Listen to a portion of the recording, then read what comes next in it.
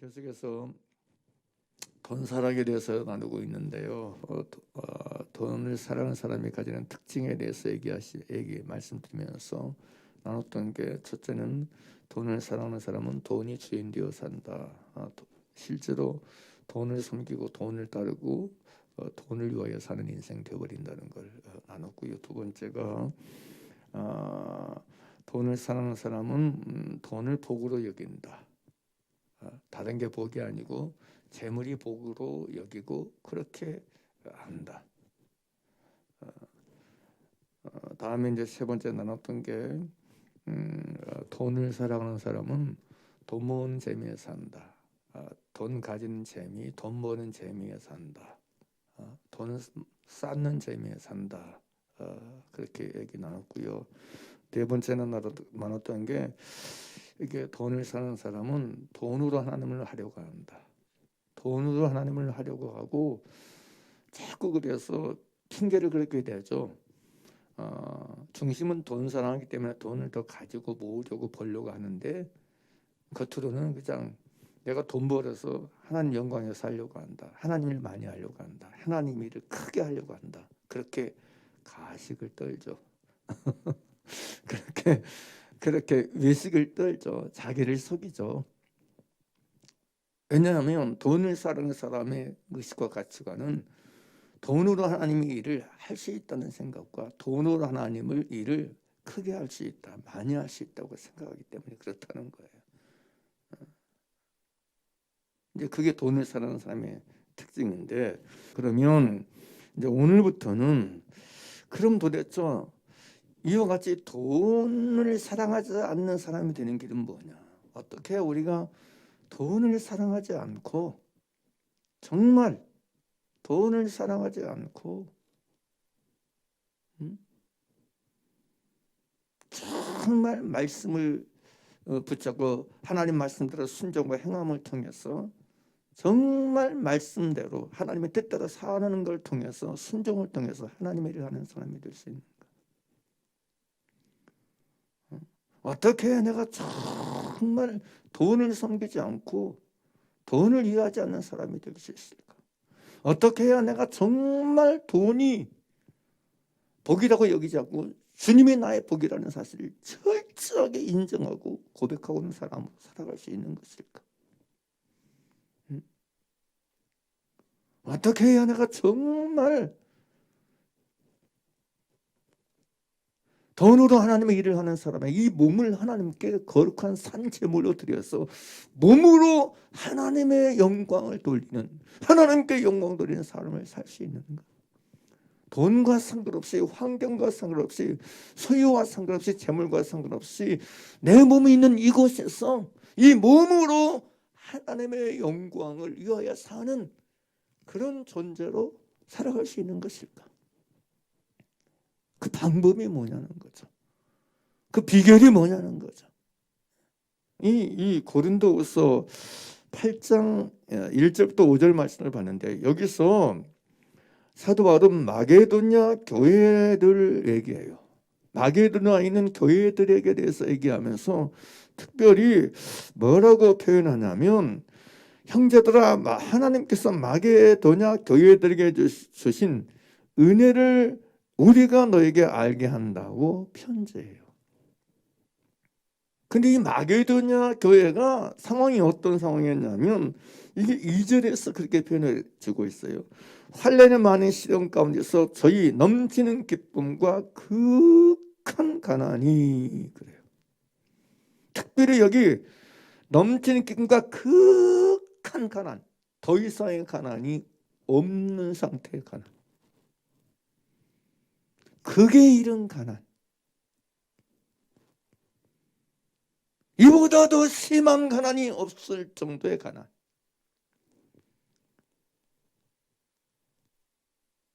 가난의 끝, 가난의 정점, 이라 할 수 있는 가난,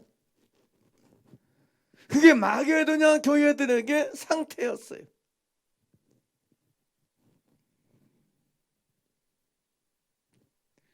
오늘날로 표현되면 재정적인 어려움이 마게도냐 교회들에게는 그런 어려움이었어요. 그것도 보통 어려움이 아니고 극한 어려움, 가난이었어요.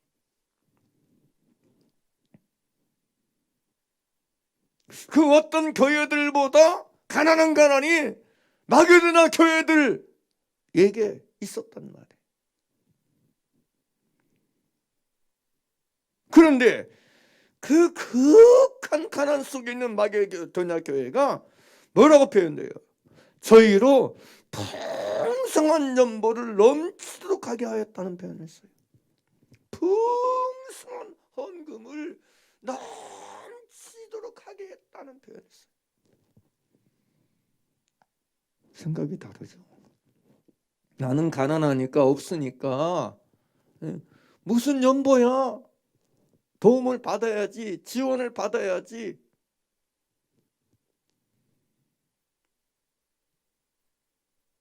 나는 가난하니까 부자가 나를 도와줘야지, 가진 자가 나를 도와줘야지.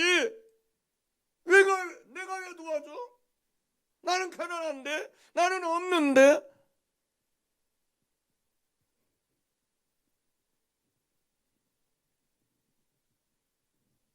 그런데 마게도냐 교회는 그렇지 않았다는 거예요. 마게도냐에 있는 교회들은 가난함에도 불구하고 극한 가난 속에 있음에도 불구하고 오히려 그런 상황과 정황 속에서 그들은 풍성한 연보를 넘치도록 하게 했다는 표현을 써요.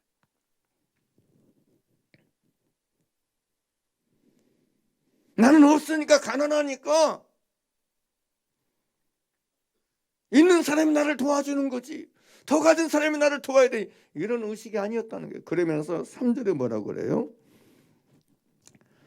내가 증거하노니 저희가 힘대로 할 뿐 아니라 힘에 지나도록 자원했다는 표현을 써요. 근데 이걸 누가 강제로 한 게 아니라는 거예요. 사도 바울이 증거해요. 내가 증거하노니 저희가 마게도냐 교회들이 힘대로 할 뿐 아니라, 극한 가난 속에 있음에도 불구하고 힘대로 할 뿐 아니라 힘에 지나도록 자원했다. 자기 힘을 넘어서서 자원하면서 풍성한 연보를 했다, 이런 표현을 쓰는 거예요.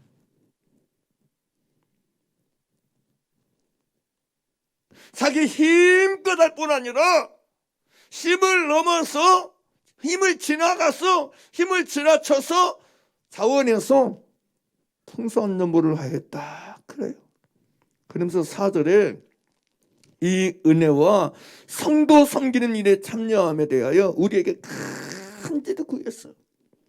아무리 우리가 가난할지라도 우리는 이 성도 섬기는 것과 이 구제에 내가 빠질 수가 없습니다. 그렇게 큰 데를 구해서 여러분 풍성한 연보를 넘치게 했다는 거예요. 그런데 제가 이런 표현을 쓰면, 근데 이 모든 과정에 대해서 어떻게 그런 마게도냐 교회가 그렇게 극한 가난 속에 있음에도 불구하고 풍성한 연보를 넘치도록 하였고, 여러분 힘대로 할 뿐 아니라 힘에 지나쳐서, 힘에 지나도록 자원해서 이걸 간절히 구해서 이걸 실행했느냐, 그 비밀이 뭐였을까? 어떻게 마게도냐 교회가 돈 사랑으로부터 자유했어? 이런 교회가 될 수 있었을까? 1절 함께 다시 보겠습니다. 1절 함께 읽겠습니다. 1절 함께 읽겠습니다. 크게 시작. 형제들아, 하나님께서 마게도냐 교회들에게 주신 은혜를 우리가 너에게 알게 하노니. 어떻게 하면 우리가 돈 사랑으로부터 자유했어? 돈을 다스리고 돈을 지배하고 돈을 통치했어. 돈을 하나님의 뜻대로 사용하는 자가 될 수 있겠는가? 하나님의 뜻대로 쓰는 자가 될 수 있을 것인가? 하나님께서 마게도냐 교회들에게 주신 은혜라고 표현한 것처럼 하나님의 은혜가 답입니다. 하나님의 은혜가 답이에요. 하나님께서 그런 은혜를 우리에게 주셔야 돼요. 믿습니까? 아셔야 돼요. 많은 사람들이 하나님의 말씀을 들으면 야, 이걸 어떻게 해결해야 되지? 야, 이걸 어떻게 풀어야지? 야, 나 순종하고 싶은데, 나 그렇게 살고 싶은데, 나 그렇게 하고 싶은데, 그러면서 자꾸 사람들이 생각하는 걸 자기를 생각해. 자기가 먼저 하나님의 은혜를, 하나님께서 주시는 은혜를 구하고 은혜를 삼하는 쪽으로 나간 게 아니고 다짐하고 결심하고 결단하는 것이 먼저 우선시되는 사람이 많아요. 아직도 여전히 자기를 의지하고 살고 있다는 얘기죠. 자기 힘으로 무언가를 해보려고 하고 있다는 얘기죠. 아직도 자기에게 뭔가 가능성이 있고 아직도 자기에게 뭔가 할 수 있는 능력이 있다고 착각하는 거예요. 하나님보다 자기 육신을 더 신뢰하고 자기 육신을 더 의지하고 있다는 증거예요, 사실은.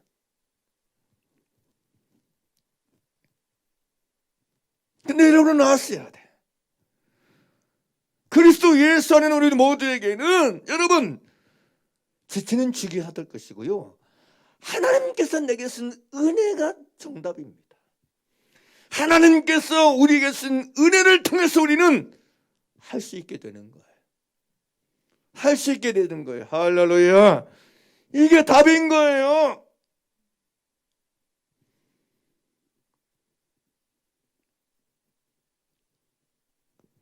자, 귀신 들린 자를 둔 아이의 아버지에게 예수님이 말씀하세요. 그가 에게 주여 무엇을 하실 수 있거든 도와달라고 그렇게 해요. 그래서 예수님께서 할 수가 있으면 무슨 말이냐, 믿는 자에게는 능치 못할 일이 없느냐. 그랬을 때 이 아비가 뭐라고 해요? 내가 믿나이다 뭐라고 얘기하죠? 나의 믿음 없는 것을 도와달라고 그래요. 이게 바른 거예요. 이게 바른 거. 응?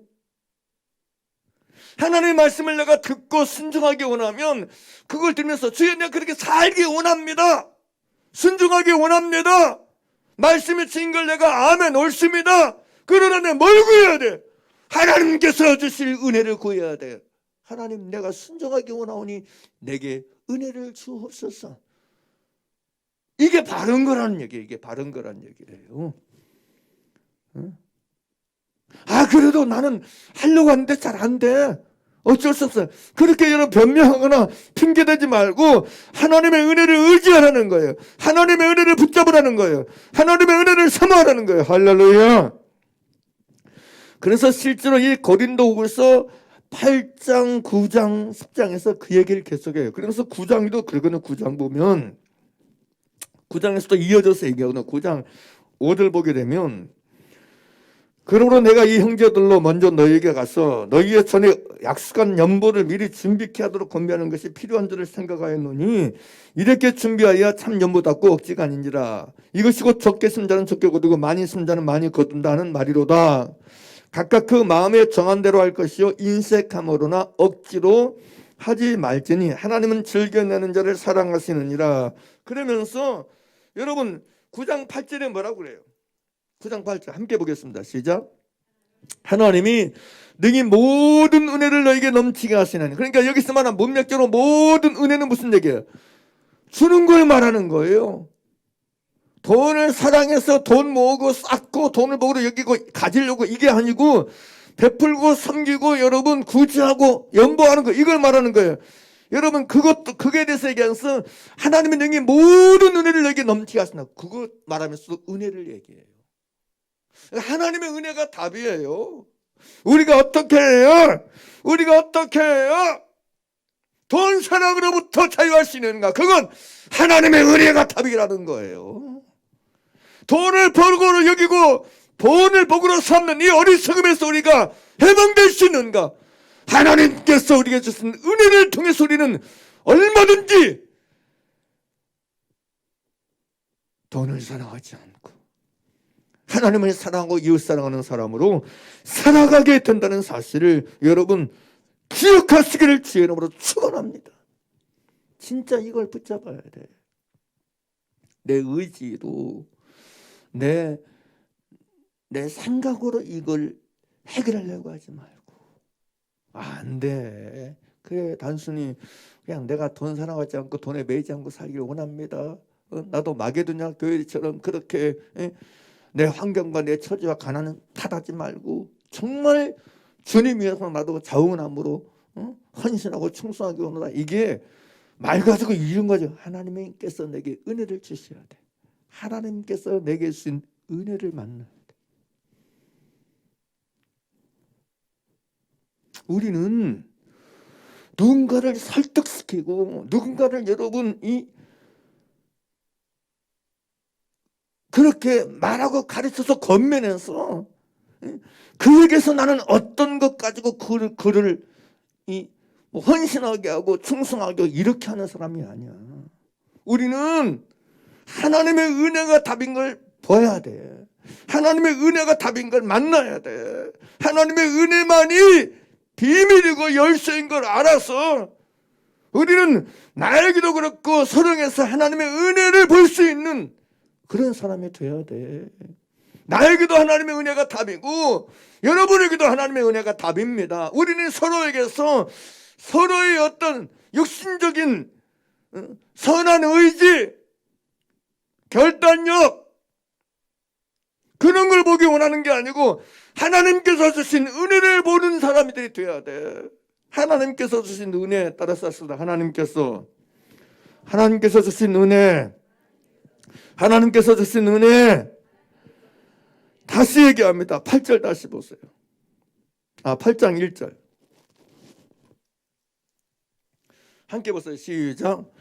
형제들아, 하나님께서 마게도냐 교회들에게 주신 은혜를 우리가 내게 알게 하는지. 봐보세요. 바울이 뭘 봤어요? 형제들아, 하나님께서 마게도냐 교회에게 주신 뭘 봤어요? 은혜를 우리가 내게 알고, 하나님께서 마게도냐 교회에게 주신 은혜를 사도 바울과 그들 통제를 보았단 말이에요. 알았단 말이에요. 이걸 알아야 돼. 그 교회는 누가 잘해, 누가 헌신해, 누가 열심히 해. 사람을 잘한다고 보는 게 아니고 하나님의 은혜를 봐야 돼. 하나님께서 은혜를 봐야 돼. 할렐루야. 그러니까 바울도 편지하는 거예요. 여러분 고린도 교회들에게 내가 형제들아, 하나님께서 마게도냐 교회에 주신 은혜를 우리가 내게 알게 한다. 마게도냐 교회 성도들을 자랑하고 드리는 게 아니고 하나님의 은혜를 알게 하는 거야. 하나님의 은혜. 할렐루야. 왜냐하면 그래야 그들도 자기를 의지하지 않고 하나님의 은혜를 의지했어. 하나님이여 우리에게도 은혜를 주셨어. 우리도 저렇게 마게도냐 교회들처럼 헌신할 수 있도록 돈을 사랑하지 아니하고 극한 가난 속에서도 풍성한 연보를 하도록 하나님께서 우리에게 은혜를 주시옵소서. 하나님의 은혜를 바라보고 하나님의 은혜에 소망을 두게 될 줄 아닙니까? 할렐루야. 이게 바른 거란 말이에요. 이게. 예?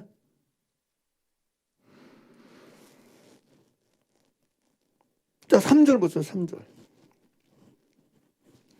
3절 읽어볼까요? 시작. 내가 증거하노니 저희가 힘들어할 뿐아니라 힘에 지나도록 찬호하. 여러분 이것도 이 모든 것 힘들어할 뿐아 힘에 지나도록. 야, 그 사람 대단하네. 어떻게 저렇게 가난하고 저렇게 힘든데 힘에 지나도록, 응? 힘들어할 뿐아 힘에 지나도록 자원하네. 야, 그 사람 놀랍네. 역시 그 사람 신앙 좋아, 믿음 좋아. 이게 아니라 이게 X. 이게 X야 이건. 뭘 증가하고 있는 거야? 하나님께서 은혜를 지금 증감 속 나오는 거예요. 그게. 믿습니까? 아까 우량실에 있는데 얼음이 뚝뚝 들어서 문을 여니까 화분 하나를 들고 오셨어요. 그게 뭐냐고 그랬더니 하나님께서 은혜가 너무 감사해서 표현하고 싶어서 가졌어요. 그럼 내가 그분부터 야, 역시 저분은 믿음 좋아, 신앙이 좋아. 그게 아니라니까.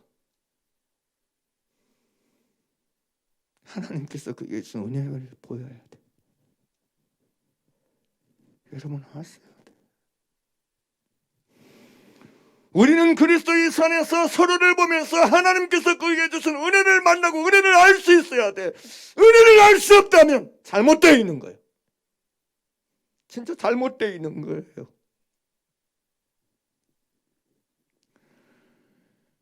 제발 여러분이요, 우리가 서로를 볼 때마다 우리가 만나야 될 것은 그 사람의 잘하고 그 사람의 뛰어나고 그 사람의 성실하고 그 사람이 남보다 잘하는 그것 보면 안 돼. 하나님께서 그에게 주고 있는 은혜를 봐야 돼. 은혜를.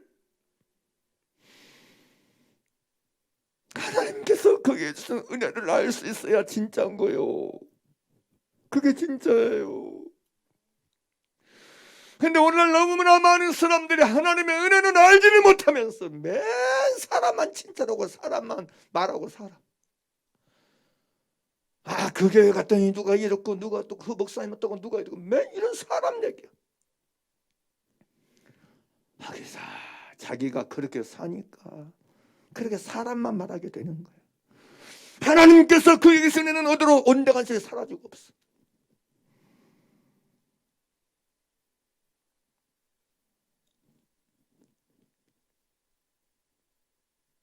하나님의 은혜가 다인데, 하나님의 은혜가 전부인데,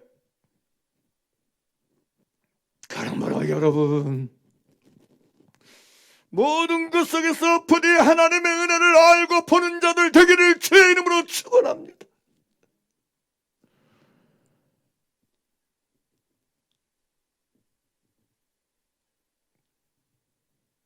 그래야 갈수록 더 하나님의 은혜를 의지하고 하나님의 은혜를 구하는 자로 살아가게 되는 줄 믿습니다. 결단해야 돼. 선택해야 돼. 물론 다 좋은 얘기, 그러나 본질은 하나님의 은혜가 답인 것입니다. 바울은 분명히 얘기합니다. 내가 모든 사보다 나의 나된 것은 하나님의 은혜다 말하면서 내가 모든 사도보다 더 많이 수고하였으나 내가 아니요 오직 나와 함께 하신 하나님의 은혜인 걸 얘기해요. 하나님께서 내게 주신 은혜를 사랑하는 여러분 되길 바랍니다. 예전에 어떤 사람이 제가 어디 가서 저를 몇 번 만나더니 뭘 또 물어봐요. 뭘 물어보더라고. 뭘 물어서 제가 입을 닫고 그랬더니 갑자기 딱 그래 묻더니 목사님이 하실 다 말아요. 그래 도대체 저 양반이 투시가 있나?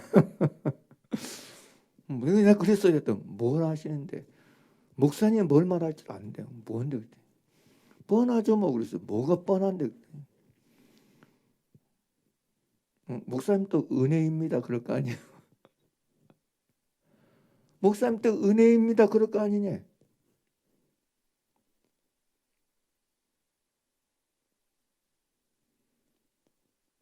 뻔한 게 은혜입니다.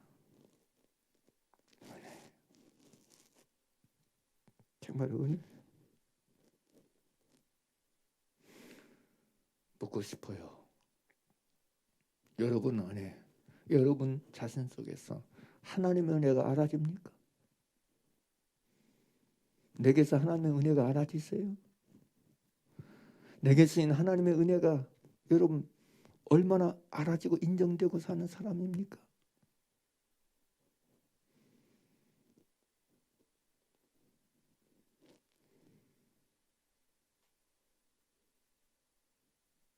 내게 주신 하나님의 은혜가 얼마나 시인되고 고백되고 사는 사람이에요.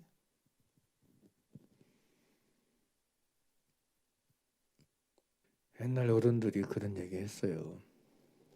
은혜를 모르면 짐승이다, 그런 표현을 써요.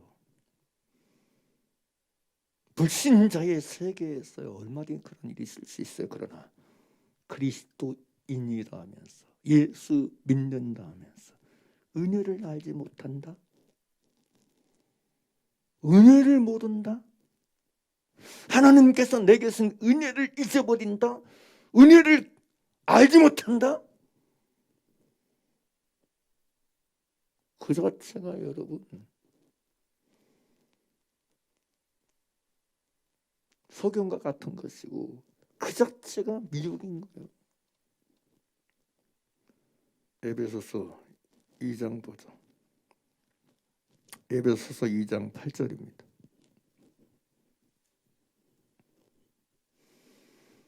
에베소서 2장 8절.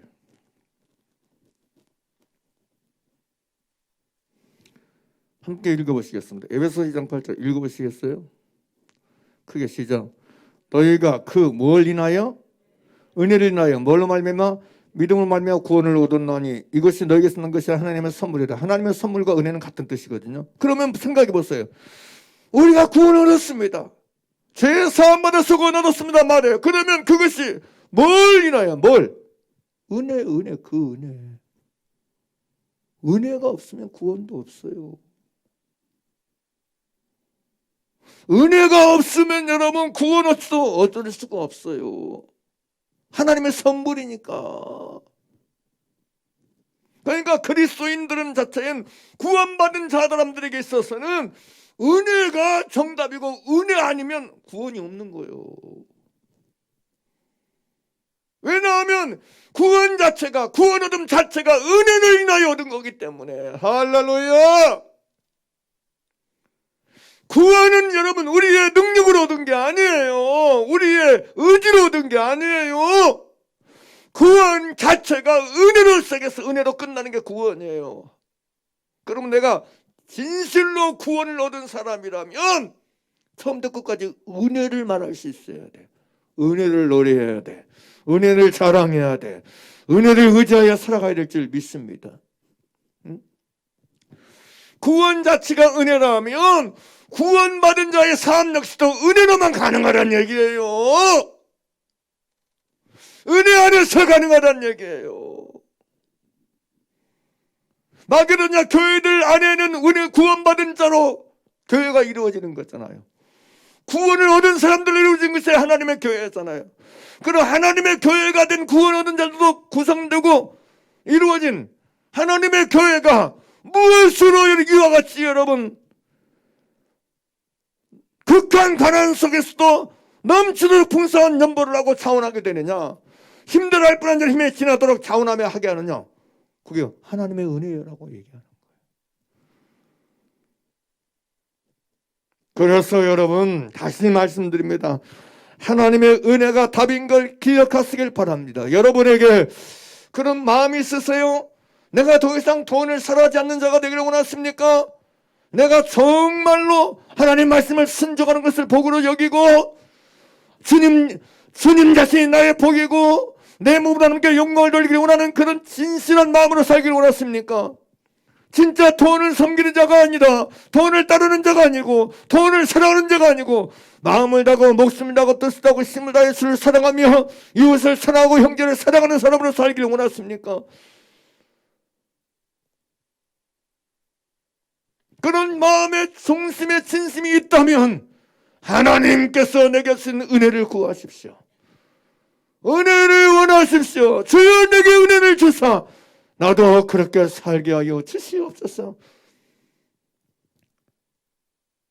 은혜를 사모하고 은혜를 여러분 구하는 진심이 여러분 속에서 일어나게 되길 바랍니다. 그래서 사실은 제가 돈 사랑에 대해서 이렇게 나누면서 하나님의 은혜가 답인 줄 아는 사람은 가장 먼저 겸손합니다. 근데 그 겸손의 씨앗과 같은 것이 뭐냐면 겸손의 씨앗과 같은 것이 하나님의 은혜만이 답이라는 걸 진짜 아는 거예요.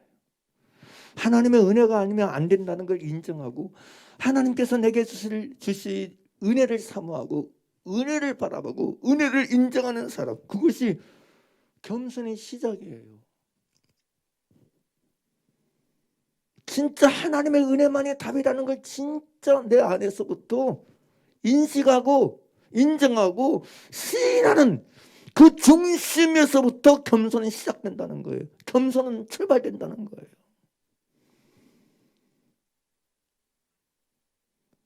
자기를 의지하고 자기 육체를 신뢰하는 사람은 겸손이 시작되지 않더라고요. 자기를 붙잡는 사람들에게는 겸손이 출발이 자체가 안 돼요. 자기 육체를 신뢰하는 사람 속에서는 겸손이 여러분 겸손한 마음이 되지 않다는 말이에요. 우리가 여러분 바울을 보게 되면 바울이 사도행전 20장 19절도 그렇고 31절 보게 되면 모든 겸손과 눈물을 얘기하고 3년이나 밤낮 쉬지 않고 눈물로 각사는 훈계한 걸 얘기해요. 눈물을 흘렸다. 눈물을 얘기해요. 아니 사도 바울이 어떤 사람인데 우리가 아는데 고린도후서 12장 12절 보게 되면 사도의 표를 말하는데 12장 12절 보게 되면 사도의 표를 말하는데 거기서 그거 그렇게 말해요. 나의 사도의 표된 것은 내가 너희 가운데 모든 참음과 표적과 기사와 능력을 행하는 것이다. 모든 참음에다 표적과 기사와 능력을 행하는 사도였는데 왜 울까? 그런 능력이 있는데, 표적과 기사도 행하는 능력이 있는데, 응? 사도인데도 왜 눈물이 있는 것일까? 왜 그럴 것 같아? 그 이유는 딱 하나입니다. 하나님께서 주신 은혜만이 답인 줄 아니까. 나에게도 하나님의 은혜가 답이고 여러분에게도 하나님의 답인 걸 알기 때문에 그래요. 아셔야 돼.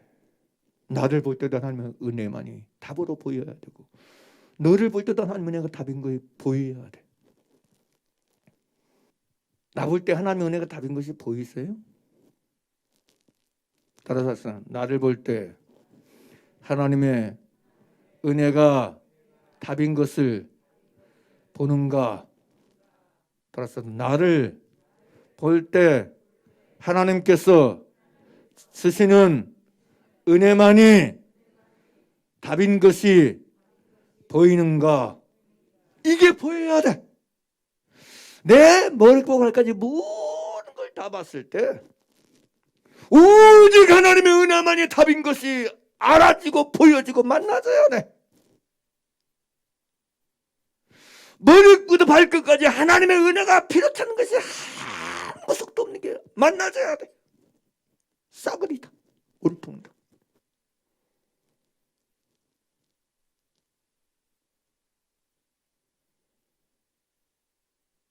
그래야 진짜 겸손한 사람이 될 수 있어요.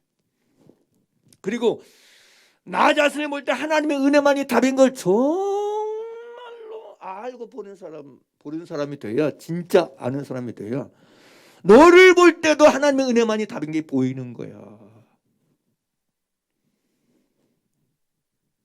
우리는요, 정말이에요. 자녀들 하나하나 볼 때도 그렇고 성도는 다 하나님의 은혜가 보여야 돼. 하나님의 은혜만이 답입니다. 하나님의 은혜만이 답인 것이 보여지고 만나지고 알아지고 인정되고 고백되어져야 돼. 이게 안 돼 있으면 문제인 거예요. 이게 바르게 안 돼 있으니까 자꾸 사람을 쥐어 짜는 거야. 야, 너 왜 그러니? 너 왜 그러냐? 그러지 마.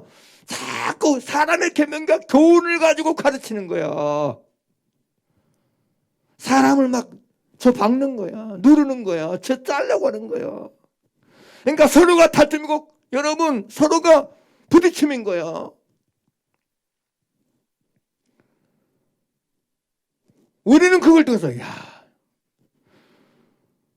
하나님의 은혜가 답인 걸, 내게 있어서 하나님의 은혜가 완벽하게 오직 답인 걸 깨닫지 못하는 부분이 많으면 많은 만큼 남에 대해서도 꼭 그런 식으로 대하더라고. 그래서 보이는 거야. 아이고, 저 사람 봐. 그렇게 사람을 무식한 말로 그렇죠. 갈군다 그러지. 갈군다. 미안해요. 제가 무식해가지고. 사람을 갈구는 사람 보게 되면 거의 99.9% 자기 자신에게 하나님의 은혜가 답인 걸 모르니까 그런 거예요.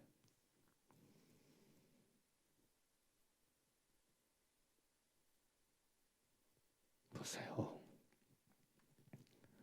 바울이 사도였지만 왜 사람을 갈구지 않습니까? 오히려 모든 참음과 겸손과 눈물로 그들을 대합니다.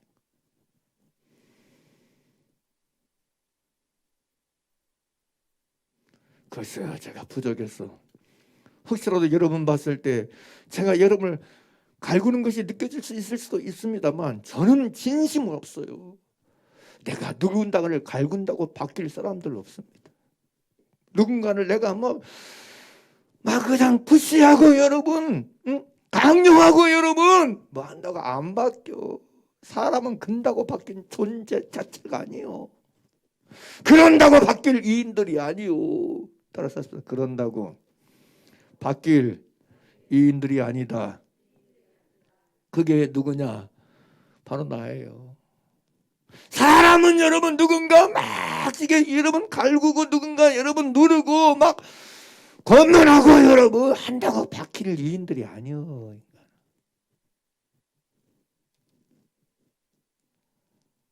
하나님께서 은혜를 줘야 돼. 사람을 바꿀 수 있는 건 하나님께서 바꿔야 돼. 창조주 하나님이 바꿔주셔야 돼. 하나님의 은혜가 답인 거예요. 그러나 다시 얘기합니다. 나 자신에게서부터 하나님의 은혜가 답인 걸 못 깨닫고 못 만나는 사람은 아직도 여전히 자기 속에서 자기를 붙잡고 자기를 의지하고 자기 힘과 자기 능력으로 뭔가를 하고 있다고 여기고 그런 의식을 가지고 사는 사람들은 자신에 대해서 뿐만 아니라 남에 대해서도 끊임없이 자기 힘으로 바꾸려고 그냥 푸시하는 거예요. 잔소리를 해야 되는 거예요. 잔소리를. 쓸데기 없는데 그거 아무 효과 없는데 효능이 없어. 그거 효과 없어요. 절절하게 진짜 나를 볼 때도 그렇고 너를 볼 때도 그렇고 오직 하나님의 은혜만이 답인 것이 정말 인정되는 자가 돼야 돼. 그게 겸손이라니까. 그게 진짜 겸손이요.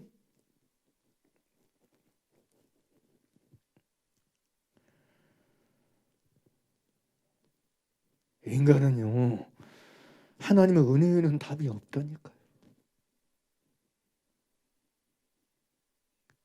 일차적으로 내 속에서부터 나라는 존재 자체를 볼 때도 하나님의 은혜 외에는 답이 없음을 절절히 알아야 돼.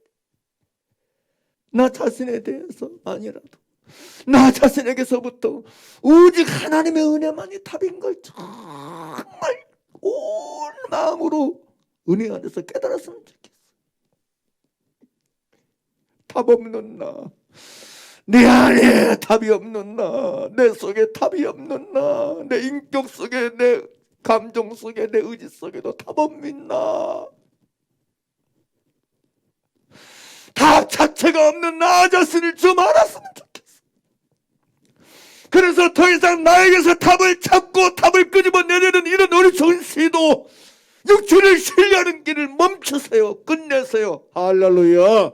멈춰야 돼. 끝내야 돼.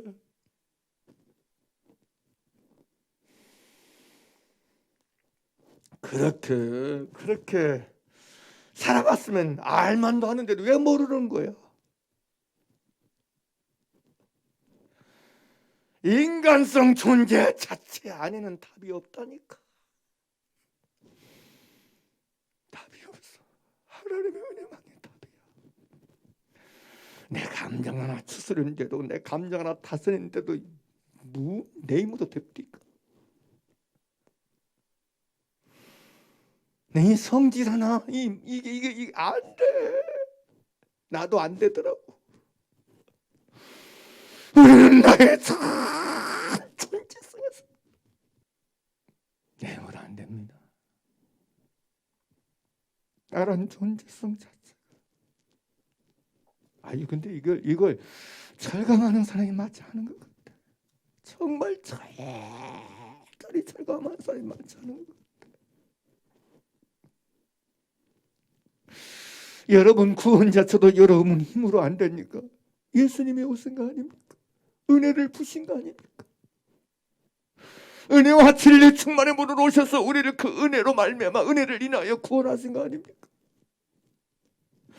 그렇다면 구원받은 자로 사는 것 역시 은혜 아니면 답이 없는 거 아니겠습니까? 그래서 포도나무에서 예수님이 우리를 가지에 비유한 거 아십니까? 비유한 거 아닙니까? 그래서 말씀하신 거 아닙니까? 가지가 포도나무에 붙어있지 않으면 절로 갓을 맺을 수 없는 같이 너희가 나를 떠나서는 아무것도 할 수 없는, 아무것도 할 수 없다. 은혜가 답이라는 얘기 아닙니까? 사랑하는 여러분들이요, 우리는 돌감람나무와 같은 사람들이었습니다. 그런 우리가 여러분 생명 안에서 왕노하며 살 수 있는 비밀의 열쇠는 참 감람나무이신 예수님께 접붙임 받았기 때문에 그런 것입니다. 은혜가 답인 것입니다. 은혜가 답인 것입니다. 하나님의 은혜가 답입니다. 은혜는 내 힘으로 열매를 못 맺어요. 내 능력으로 열매 못 맺어. 은혜가 답입니다. 은혜가. 그래서 예수님의 은혜와 진리 충만의 문으로 오신 줄 믿습니다. 하세요. 진짜 하세요. 가지가 포도나무에 붙어있지 않으면 철로 과실을 맺을 수 없음 같이 나를 떠나서는 너희가 아무것도 할 수 없다. 이 얘기는 열매를 못 맺는 얘기죠. 자, 요한복음 15장 보겠습니다. 요한복음 15장 5절입니다.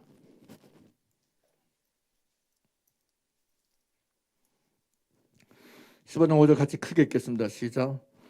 나는 포도나무여 너희는 가지니 저가 내 안에 내가 저 안에 있으면 이 사람은 과실을 많이 맺나니 나를 떠나서 너희가 아무것도 할 수 없으냐고 했잖아요. 여러분 내 안에 근심이 있어요. 이 근심에서 내가 벗어날 수 있는 방법이 뭐예요?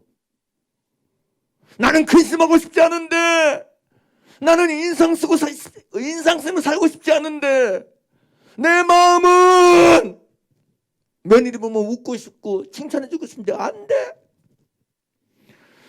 딸 보면 나에게 잘해준 딸에게 좋은 말이 있어. 이게 안 돼. 그럼 어떡해? 에이, 안 되나 보다. 맘만 먹고 있어?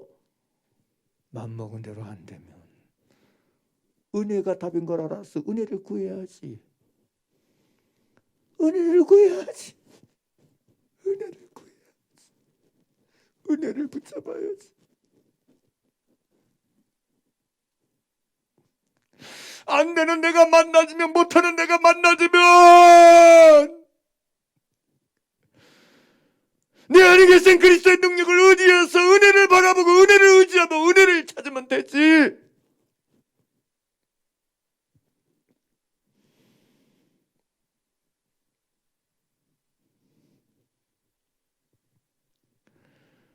안 되는 데가 많이 만나집니까? 안 되는 부분이 너무 많습니까? 못하는 부분이 너무 많습니까? 하나님의 은혜의 강물은 마르지 않습니다. 하나님의 은혜의 강물은 우주만큼 넓고 우주만큼 큽니다.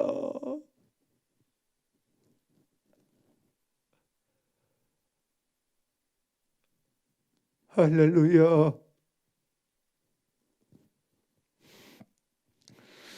하나님의 내게 쓰는 은혜가 모자랄 수도 있다. 여러분 착각하지 마시길 바랍니다. 하나님의 은혜는 우리에게 영원히 죽어도 남을 수 있는 은혜인 걸 아시길 바랍니다. 충만한 은혜임을 아시길 바랍니다.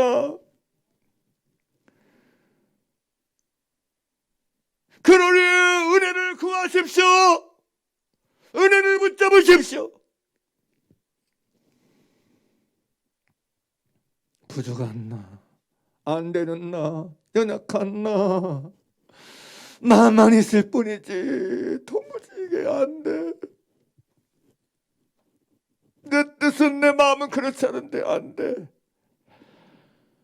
주저앉지 마시고, 실망하지 마시고, 낙심하지 마시고, 포기하지 마시고, 은혜가 답인 걸 아는 자답게 은혜를 구하십시오.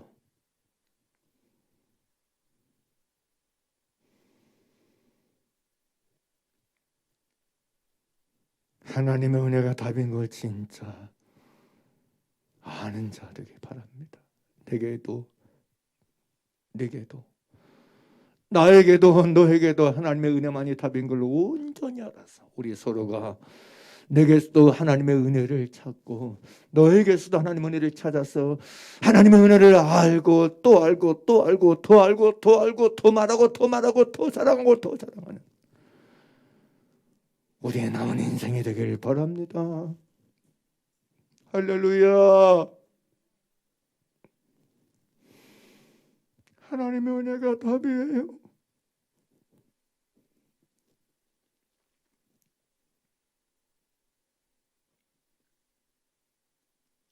쓰레기 같은 나의 존재다.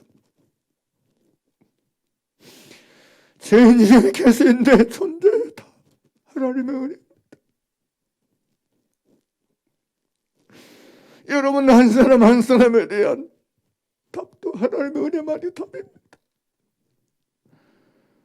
우리 모두에게 너나 할 것 없이 하나님의 은혜만이 유일한 답인 걸 온 중심으로 알았어.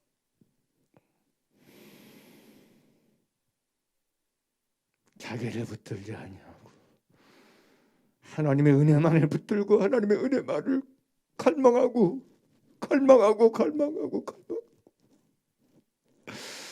하나님, 나는 하나님의 은혜가 아니면 답 없는 인생이고 답 없는 존재입니다. 하나님의 은혜가 아니면 존재할 수 없고 살 수 없는 삶입니다. 인생입니다. 외침이 부르짖음.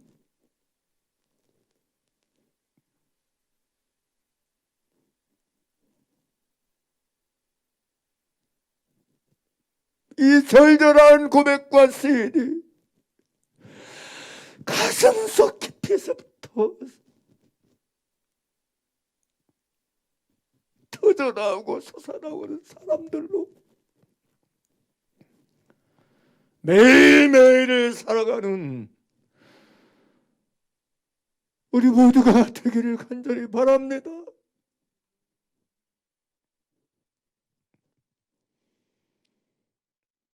기도드리겠습니다.